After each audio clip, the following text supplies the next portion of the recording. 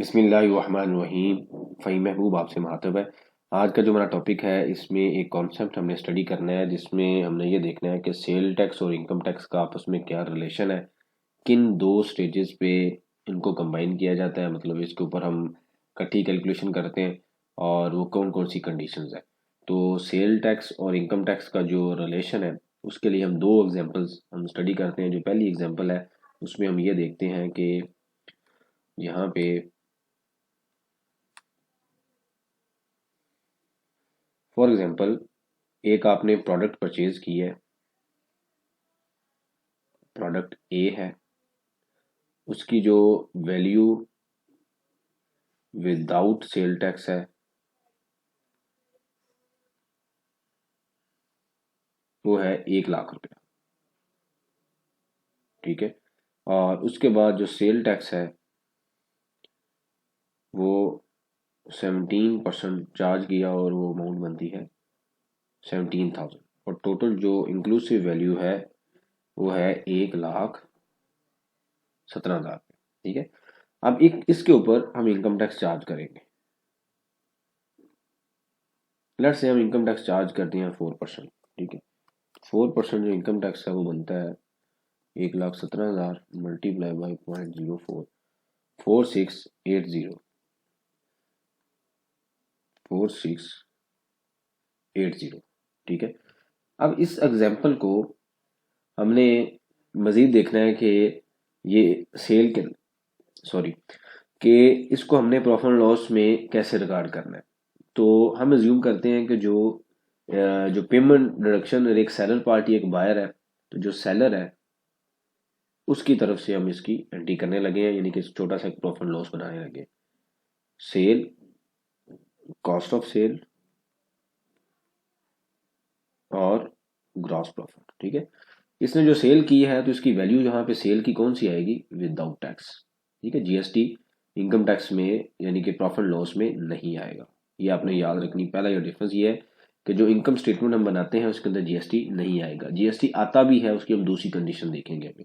ठीक है। तो ये उन्होंने सेल की, फॉर एग्जाम्पल इनकी कॉस्ट थी 87,000, तो जीपी कितना आ गया 13,000। इसका मतलब पहली एग्जाम्पल में इनकम टैक्स का जो सेल टैक्स और इनकम टैक्स का लिंक क्या है कि इनवाइस के ऊपर जो हम डिडक्शन करेंगे वो ग्रॉस अमाउंट के साथ करेंगे, मतलब इंक्लूडिंग सेल टैक्स। लेकिन जो सेल बुक करेंगे उसके अंदर सिर्फ और सिर्फ सेल आएगा और सेल आएगी। इनकम जो सेल टैक्स है वो वहाँ पे नहीं आएगा। तो इनकम स्टेटमेंट में सेल टैक्स का कोई रिलेशन नहीं है। ये जो रेवेन्यू आता है ये कौन सा होता है, नेट ऑफ टैक्सेस, यानी कि नेट ऑफ सेल टैक्सेस।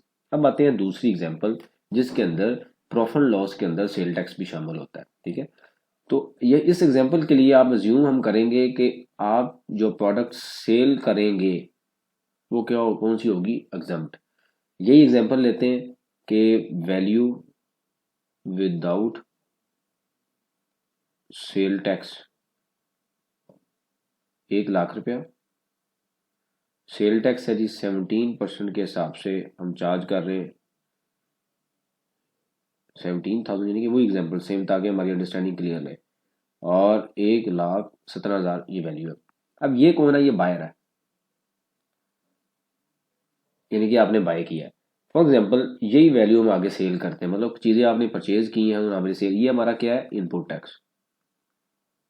ठीक है।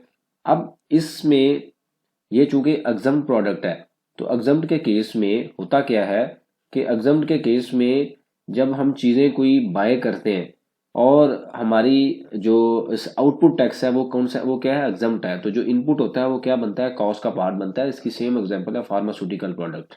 ठीक है। इससे पहले वो एग्जम्प्ट थी और जो भी उनकी कॉस्ट होती थी, इनपुट जितना भी था वो सारे का सारा कॉस्ट का पार्ट बनता था। वो जीरो रेटेड है तो उसका रिफंड मिलता है।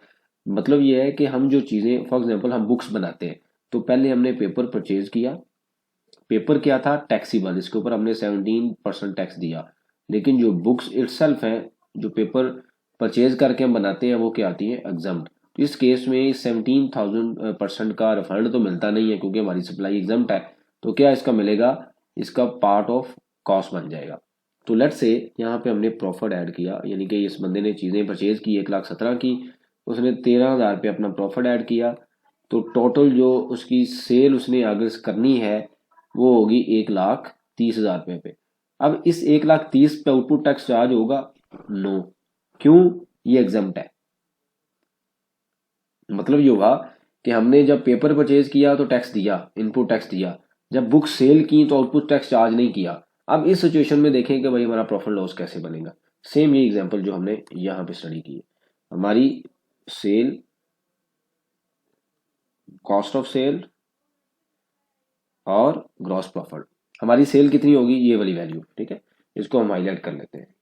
सेल होगी 1,30,000। कॉस्ट कितनी होगी? यहाँ पे हमने लिखी थी कि हमारी इस सिचुएशन में चूंकि ये जो बंदा था ये आगे सेल कर रहा है, इस सिचुएशन में हमने ये देखा है कि आपने बाय, जो सेलर है उसने, उसकी कॉस्ट क्या थी, हमने ये एग्जांपल के अंदर उसको मजीद स्टडी नहीं किया। हमने सिर्फ ये देखा है कि ठीक है हमारी जो सेल है पहली सिचुएशन में वो विदाउट टैक्स आनी चाहिए प्रॉफिट लॉस में। अब ये जो कॉस्ट है ये भी विदाउट टैक्स होगी, मतलब इसका जो इनपुट टैक्स है वो हमने सेपरेट क्लेम किया होगा, किसके अगेंस्ट? इस आउटपुट टैक्स के अगेंस्ट। इसका मतलब ये हुआ कि सेल भी विदाउट टैक्स है, नेट ऑफ टैक्सेस है, और जो परचेज है वो भी net of taxes, input tax शामिल नहीं है। इस सिचुएशन में क्या होगा कि 1,30,000 के अंदर चूंकि आउटपुट टैक्स चार्ज नहीं होता, तो जो कॉस्ट है उसके अंदर भी जो उसका इनपुट टैक्स है उसको हम क्लेम नहीं कर सकते। तो हमारी कॉस्ट क्या बन जाएगी? Including GST. ये कैसे आया? 1,30,000 के अंदर भी टेक्निकली 17,000 जीएसटी शामिल है। कैसे शामिल है कि इस 1,17,000 के अंदर हमने प्रॉफिट ऐड किया है, 13,000 तो 1,30,000 बन गया, तो जीपी कितना हमारा बन गया? 13,000। ठीक है, अब इसको हम कंक्लूड करते हैं कि जी इस एग्जाम्पल को स्टडी करने के बाद हमने इससे सीखा क्या है। ठीक है, हमने कैसे पता चला कि कहाँ कहाँ पे डिफरेंसेस है। नंबर 1 कि पहली एग्जाम्पल में जो ये सेल की वैल्यू थी ये नेट ऑफ टैक्सेस था। इस एग्जाम्पल में क्या होगा कि इंक्लूडिंग जीएसटी है। ये किस केस में है? उस केस में है कि जब हम अपनी जो हमारी जो प्रोडक्ट होगी वो क्या होगी? एग्जम्प्ट होगी। ये उस केस में है कि जब हमारी प्रोडक्ट होगी वो क्या होगी? टैक्सीबल होगी, मतलब हम टैक्स चार्ज करेंगे आउटपुट के ऊपर भी। मतलब ये हुआ कि अगर हमारी नॉर्मल प्रोडक्ट्स हैं तो हम क्या करेंगे? इनपुट टैक्स और आउटपुट टैक्स को क्लेम करेंगे। लेकिन इसको हम एक मजीद एग्जाम्पल के थ्रू देख लेते हैं। अगर हमारी प्रोडक्ट्स नॉर्मल है तो होगा क्या कि फार्मूला होता है इनपुट टैक्स आउटपुट टैक्स। हम इसको पहले ऐसे कर लेते हैं, ठीक है, output tax minus input tax. ये है तो है नॉर्मल जो गुड्स होंगी। लेकिन अगर एग्जम्प्ट होंगी तो आउटपुट टैक्स होगा ही नहीं, एग्जम्प्ट होगा, और इनपुट टैक्स किधर चलता जाएगा? ये तो कैरी फॉरवर्ड चलता जाएगा, तो गवर्नमेंट ने हमें कैरी फॉरवर्ड उसका फंड नहीं देना किस सिचुएशन में? जब हमारी प्रोडक्ट एग्जम्प्ट होंगी। तो ये इनपुट टैक्स क्या बन जाएगा? Part of cost. यानी कि आपने याद रखना है कि जब प्रोडक्ट एग्जम्प्ट होंगी तो input tax part of cost है, जब प्रोडक्ट टैक्सीबल होंगी तो इनपुट टैक्स को हम एडजस्ट करेंगे। तो दो हमने एग्जांपल स्टडी की हैं। उस एग्जांपल में हमने ये देखा है कि भाई ये जो 1,00,000 रुपया पहली एग्जांपल में जो प्रॉफिट लॉस में सेल आएगी वो विदाउट टैक्सेस आएगी, कॉस्ट जो है वो भी विदाउट टैक्सेस आएगी।